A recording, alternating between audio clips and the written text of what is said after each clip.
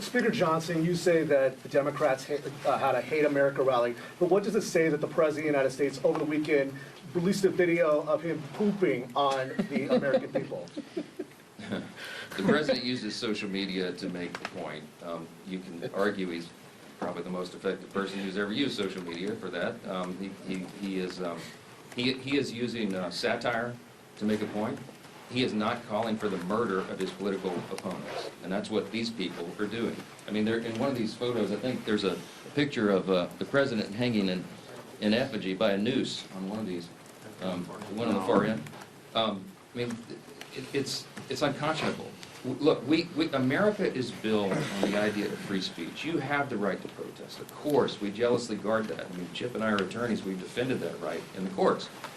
But what they're doing right now is different. They are trying to incite violence. It's not funny. You don't mock a president who has already had 2 failed assassination attempts on his life. This is not a game.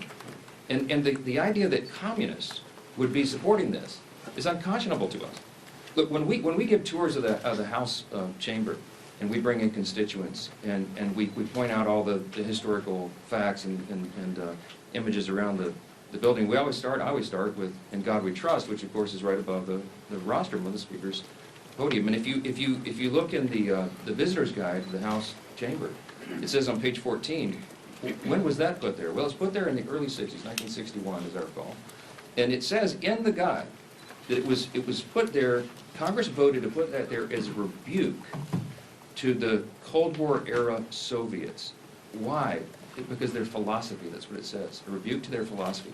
Their philosophy was Marxism.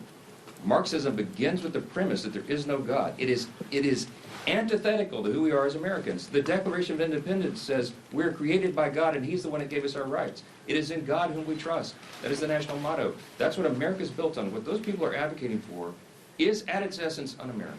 And when they go the next step and they call for violence on political officials in an environment that is already a heightened threat environment, it's dangerous stuff. They had the right to do it.